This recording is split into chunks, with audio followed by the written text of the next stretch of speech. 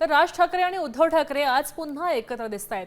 काल राज्य निवडणूक आयुक्तांशी चर्चा झाली, शिष्टमंडळाची भेट झाली नाही, तेव्हा आज पुन्हा एकदा सर्वपक्षीय नेते निवडणूक आयोगाच्या कार्यालयामध्ये पोहोचणार आहेत आणि त्यासाठी दोन्ही ठाकरे बंधू शिवालयाकडे पोहोचलेले आहेत। त्यामुळे राज ठाकरे आणि उद्धव ठाकरेंची भेट पुन्हा राजकीय चर्चेचा विषय ठरते। आपल्यासोबत गिरीश कांबळे फोनवरून जोडले गेलेले आहेत। गिरीश, आपण पाहू शकतोय काल शिष्टमंडळ भेटीसाठी गेलं होतं, मात्र राज्य आयुक्तांची भेट झाली नाही, तेव्हा आज पुन्हा एकदा सर्वपक्षीय नेते एकत्र आलेले आहेत। अधिक माहिती काय सांगशील? आज पुन्हा एकदा सर्वपक्षीय शिष्टमंडळ आहे ते राज्य निवडणूक आयुक्त दिनेश वाघमारे आणि मुख्य निवडणूक अधिकारी चोकलिंगम यांच्या एक बैठक आहे। 11 वाजता नव्या प्रशासकीय इमारतीत ही बैठक होणार आहे। काल जी बैठक झाली त्यामध्ये समाधानकारक उत्तर ही देण्यात आले नाही, त्यामुळे आज पुन्हा एकदा ही बैठक आयोजित करण्यात आलेली आहे आणि त्यामुळे जे दुबार मतदार आहेत, मतदार याद्यांमधील घोळ आहे, या संदर्भात काल देखील प्रश्न उपस्थित करण्यात आले, मात्र समाधानकारक उत्तर देण्यात आले नाही।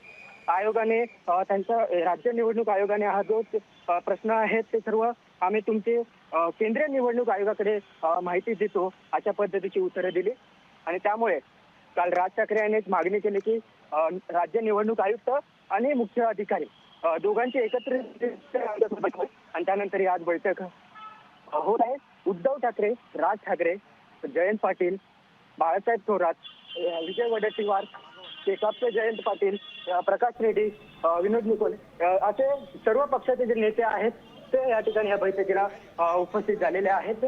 त्यामुळे पुन्हा एकदा आपण बघितलं तर राज ठाकरे आणि उद्धव ठाकरे एका मुद्द्यावर पुन्हा एकदा एकत्र आलेले दृश्य आपल्याला या ठिकाणी पाहायला मिळते।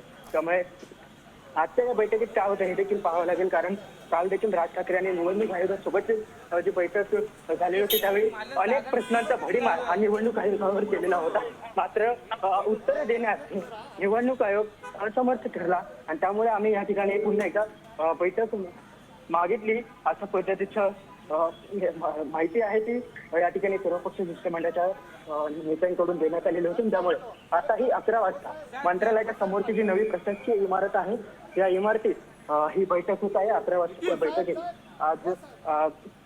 आज आपण बघितलं तर आज अमित ठाकरे देखील या बैठकीला उपस्थित झालेले आहेत, आदित्य ठाकरे देखील आहेत, युवा पिढी ठाकरे गटाची आणि मनसेची युवा पिढी देखील या ठिकाणी या बैठकीत उपस्थित झालेली आपल्याला पाहायला मिळते। त्यामुळे एकंदरीत आजच्या या बैठकीत नेमकं काय काय होतंय हे देखील पाहावं लागेल। नक्कीच गिरीश, धन्यवाद सविस्तर माहितीसाठी। खरं तर काल एकदा सर्वपक्षीय नेत्यांची शिष्टमंडळाची बैठक झाली होती आणि त्यावेळी समाधानकारक उत्तरं मिळाली नाहीत आणि म्हणूनच आज राज्य आयुक्तांसोबत चोकलिंगम यांच्यासोबत सुद्धा दोन्ही आयुक्तांसोबत एकत्रित बैठक आयोजित केलेली आहे। आज सकाळी 11 वाजता सांगितलं प्रतिनिधींनी त्याप्रमाणे मंत्रालयाच्या समोरच्या नव्या प्रशासकीय इमारतीमध्ये ही बैठक नुकतीच काही वेळामध्ये सुरू होईल। या ठिकाणी शरद पवार आज उपस्थित राहणार नाहीयेत, मात्र इतर अनेक नेते तसंच नव्या पिढीतले 2 नेते सुद्धा अमित ठाकरे आणि उद्धव ठाकरेंचे सुपुत्र आदित्य ठाकरे हे सुद्धा उपस्थित राहणार आहेत आणि आज सगळ्या पक्षाच्या नेत्यांची, महत्त्वाच्या नेत्यांची बैठक दोन्ही आयुक्तांसोबत होणार आहे। काही वेळातच या बैठकीला सुरुवात होणार आहे।